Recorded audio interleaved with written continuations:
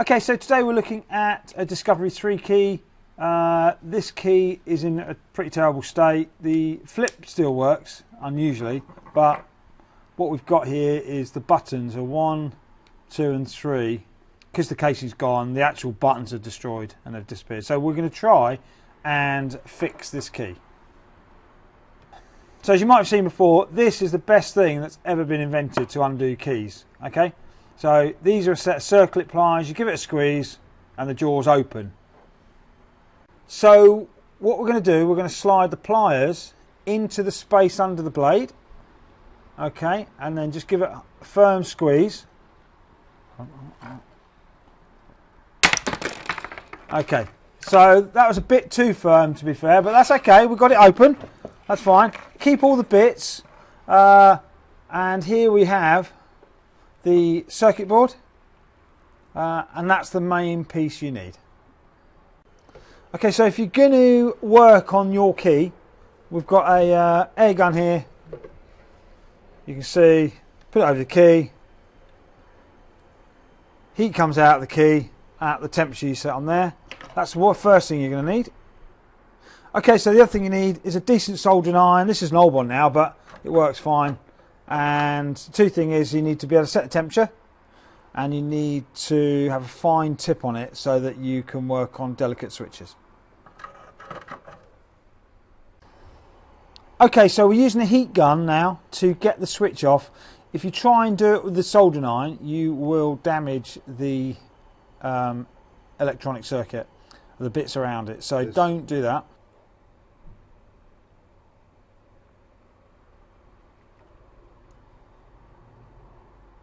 So we saw there Simon just gently pulled on the switch. If it's ready to come, it'll just come off, and if it isn't, do not tug it too hard, otherwise you'll just tear the electronic track on the circuit board, and that's what the main problem we see.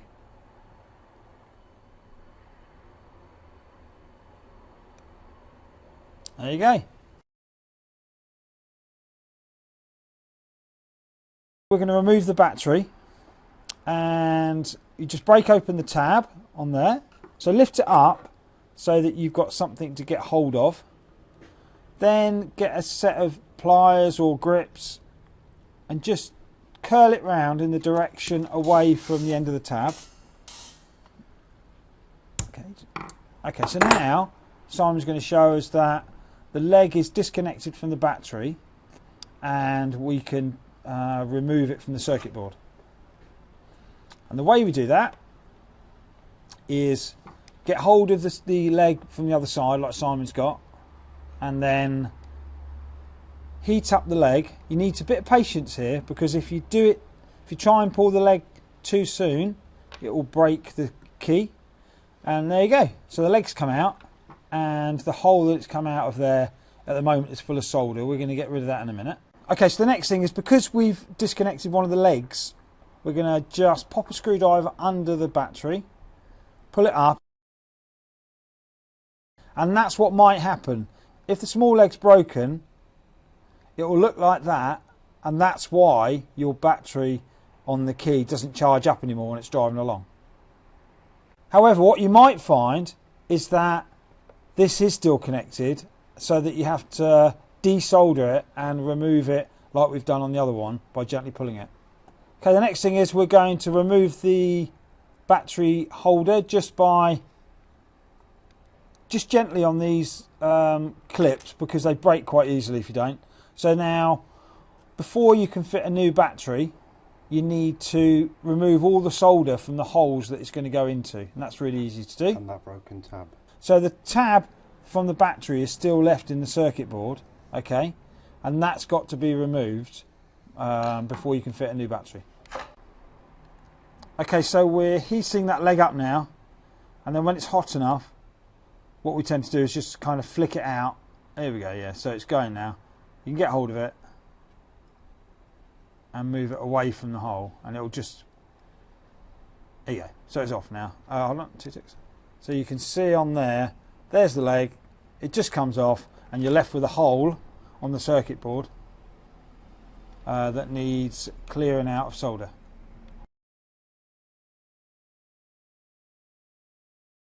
Okay, so this is braid. It's made out of copper, I think, and it's used to remove solder from keys. So if you're going to do it yourself, you're going to need some of this, otherwise you're not going to get the solder out. And all you do is you hold the soldering iron over the hole, just leave it there. You can see there the solder is going into the wick. The wick effect is taking the solder away, and you're going to be left with an empty hole. Fantastic. Now you might need to turn it over and just take a little bit off from the other side. On this small hole there, you can see there's still a little bit of solder there, so let's just touch that side up.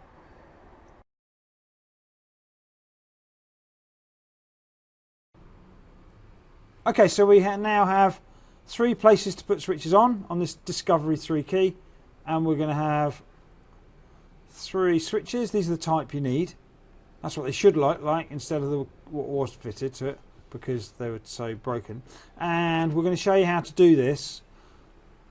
It's a really delicate little job, to be fair, and it's a little bit frustrating, and you've got to get the 4 legs lined up, and it's all a bit fiddly. So I would say just need to be a bit patient, and it'll all go to plan. And Simon's going to use the heat gun now to warm it up a bit. Okay, but the problem is, what you don't want to do is melt the rubber button, which is what can happen if you put too much heat on it. You can also, if you're not careful, blow it away. Yeah, that's another thing. If you have the heat gun too high, it tends to blow all the components all over the place. So you just got to have a bit of patience. Get it in the right place, and it will, if you get it hot enough, it will take the switch. Okay, so we've got it in place now, and we're just going to use the soldering iron. And we're just going to touch up each of the legs. Try not to get the soldering iron on your finger, because it hurts a lot. And once you've done that, just hold it in place for a little while. That's it. And same here. And then hold the switch down afterwards, just while it cures. Again, try not to get any solder on any other components. And that looks like it's done a good job. Okay, and you can see there the 2 legs that side and the 2 legs that side.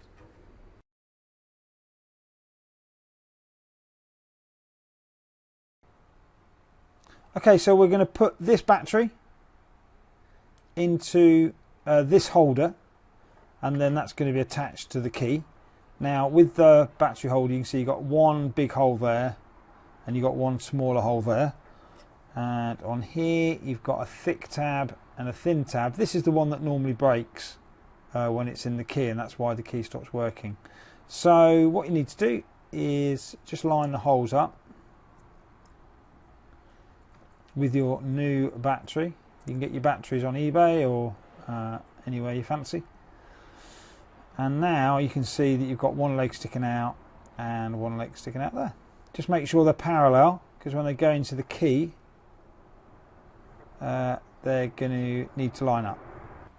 Okay, so the next thing is to get this fitted to that, and it's quite straightforward to do. You've got 1 big tab that goes in the big hole, and you've got a little tab and that goes in the little hole. The best thing to do is to line up the tab first, the big one. That's the first thing. Then clip this tab over the little bit that clips over. The next thing is to make sure that that little tab there lines up with the little hole. Okay, and when you're happy it lines up, and you can just see it through there, just give it a gentle squeeze, and then it will come through the hole, and you can see it poking through the hole there. And then clip these over. Now, the problem you got here is that if you leave too much solder in these holes and you try and push these tabs through the holes, you will damage the key and you won't be able to fit this into here. So you need to make sure that all the solder is gone from these holes. Okay, so we need to just solder in these legs now. We've got a bit of solder, soldering iron, a little bit of flux on there. So you don't need much. Okay, so that's one done. And then the bigger one's going to take a little bit more, obviously.